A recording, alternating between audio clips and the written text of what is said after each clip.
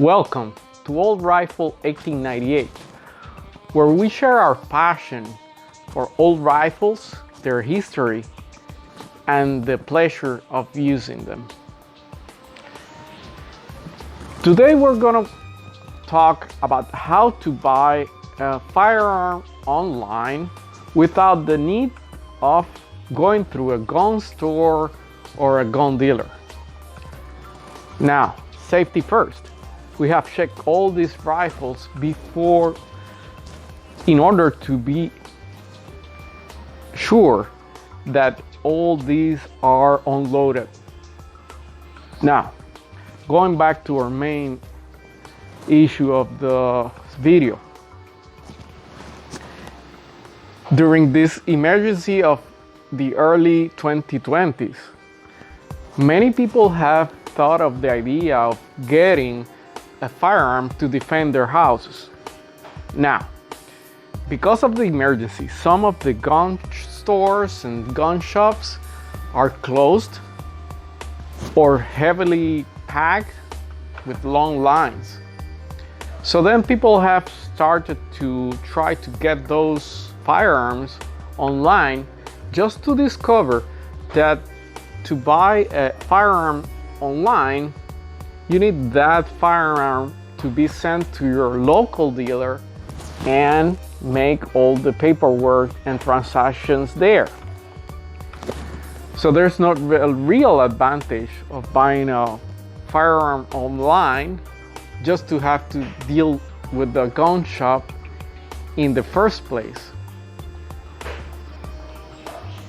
That's something that can be avoided, and avoided legally. How? Well, for the US government, a firearm is not a firearm if it was made before 1898. And you should say, well, but I don't want to defend my house with a pirate's pistol or a muzzle loader from the Civil War. And you're right, you shouldn't. But let me take you back to 1860s, and at the end of the Civil War, you'll notice that the fixed cartridge was getting a lot of attention, and it was being used all over the world. Military of the times, the armies of the times, were switching from the paper cartridges and muzzle loaders into fixed metal cartridges. These had the bullet, the casing, and the fighting mechanism all in one fixed ammunition. Now, this is a black powder one and was used by the Swiss military back in the 1860s, 17s, and 1880s. I can show you this is a Vetterli, a Swiss Vetterli. This is a repeating rifle from the 1880s. You know, all those movies of the Western movies of the cowboys, they had pistols that were made with fixed cartridges and repeating lever actions. The famous Winchesters of 1880s and 1890s. Those are antiques, but those are black powder.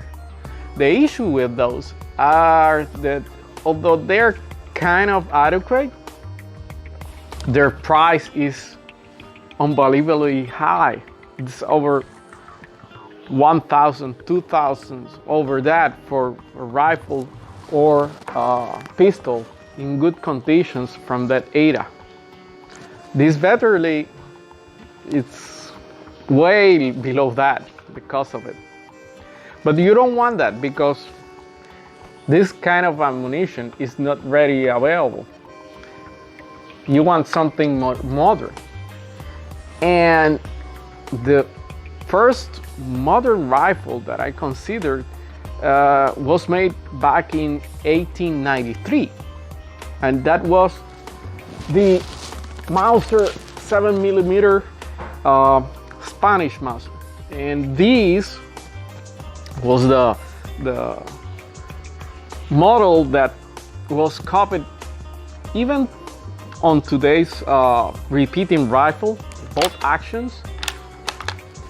All that you see here from 1893 is copied up to today's rifles. And you can look at it and say, yes, all that we have here is the same, because back in 1886, the French developed this cartridge. This is a smokeless powder. It's not rim fire anymore, it's center fire. And although this one is pointed, the original was kind of rounded like this one. The Level cartridge was a smokeless, that the smokeless powder had much more range, and is what we use right now, albeit 100 years of chemical development, but it's basically the same. Now, I was talking about the modern 1893 rifle from Mauser. This is the cartridge that rifle uses. Yes, it's pointy again, but and back then they used a round bullet, but basically the cartridge is the same. Again, you have a center fire cartridge, and there's no rim on it. That it's exactly what our military is using today. So you can get a modern rifle from 1893 and have it shipped directly to your house with no intervention. You will have to look for a non-FFL, meaning that you don't need a federal firearms license in order to acquire that particular rifle. But there are some issues. The cost of a rifle of 1893 Mauser in good condition is gonna cost above $1,000. So you'll say, wow, but that's too high. I'm not prepared or willing to spend that in an old rifle. Well, let's get down the list. Maybe we can find something that it's in a more appropriate range, that it's a viable weapon. Let's say this is a Mosin Nagant. The model is 1891-30. This was made in 1943. This rifle, and you cannot buy it without a federal license online. But the ones made before 1898, you can. Now, the issue with this is the same as the Mauser. Those made earlier, your cost is very high. You may find some antiques like this Carcano, which was designed and made from 1891 about 1891 onwards, and it's a decent rifle. The issue with the Carcano is that there are not so many Carcanos out there of that dates, and they are harder to find whether they were from a specific date than other rifles, because their stamping was not that clear.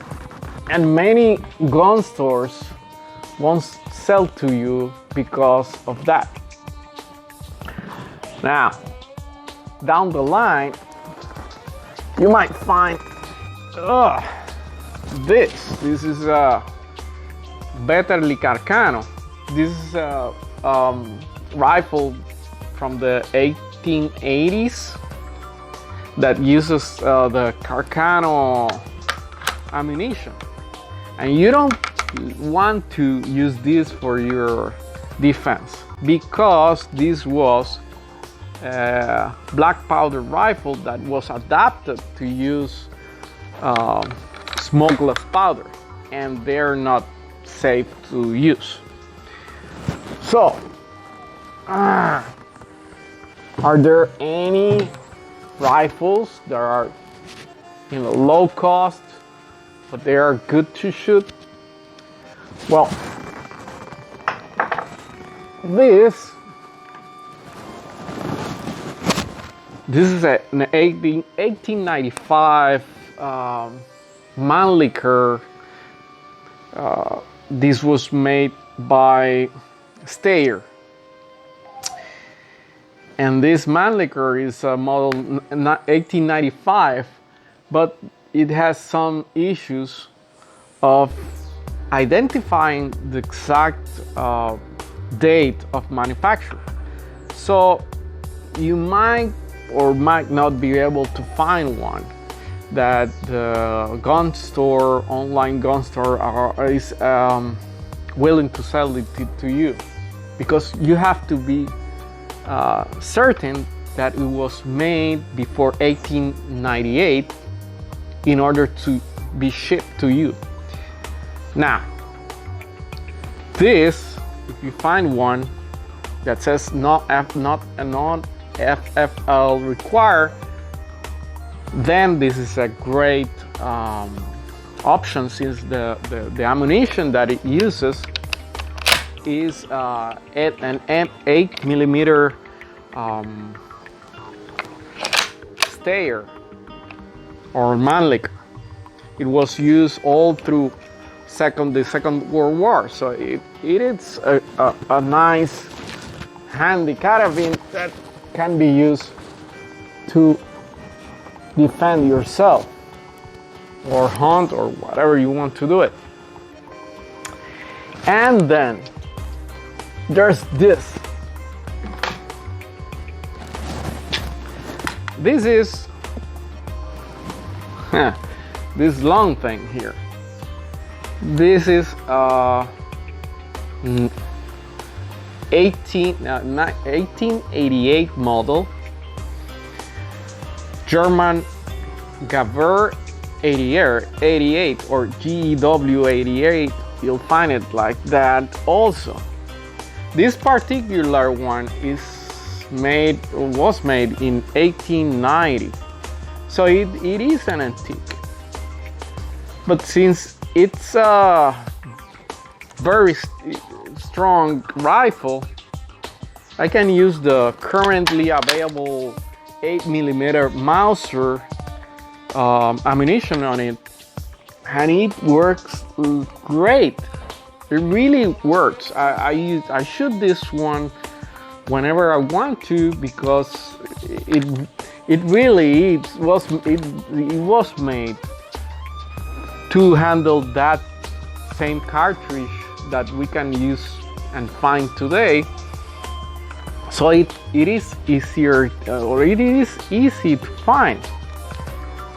This particular one was used by the Turkish army, was made in Germany, and the best is that it's readily available. The rifle, you can find it with no problem, and the cost of the rifle is about $500, maybe $550. Now you say, what modern rifle can you get for $550? A bolt action. So by having this rifle that it's and 30 years old that is working just as new today, you solve your problem. Now, even better, let's say that you bought it and next year you decide that having a gun is not for you. Well, you can sell it and at the same price that you paid for it. If you buy a modern bolt action rifle for $500, don't expect next year to sell it for the same price at all. So for a economical standpoint and for a practical standpoint, this Mauser Gewehr 88 is a good choice to buy. But you might say, hey Ari, but I would like something that it's something smaller and handier. Well, you can keep up looking. They're not that common, but this is a Vertier carabine that uses that same French ammunition of the 1880s. Well, actually later, but this is available in the market if you look at. And these are not that high in cost, like this one, which was it was used as a hunting rifle. The sights are not original.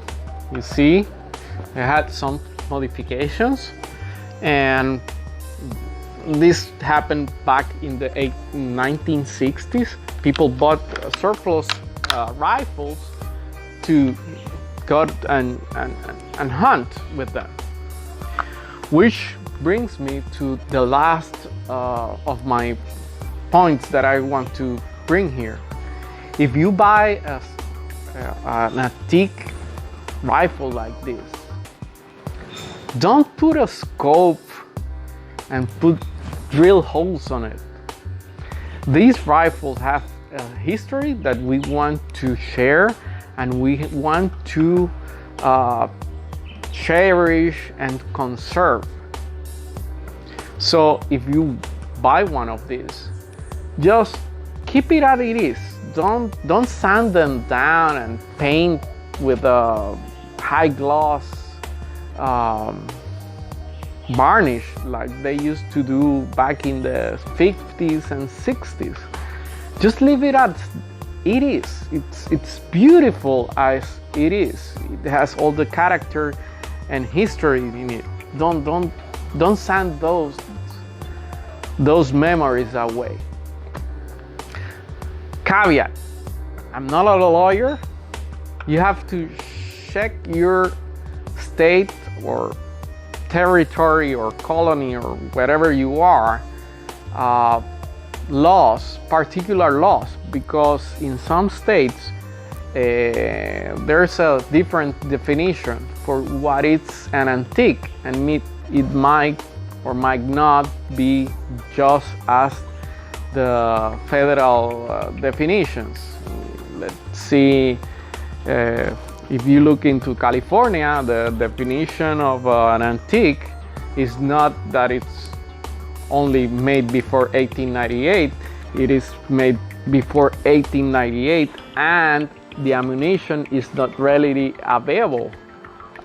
So while this rifle is considered an antique by federal law, it is not considered an antique by California's law, because I can get a box of 8mm Mauser in your gun store with no problem.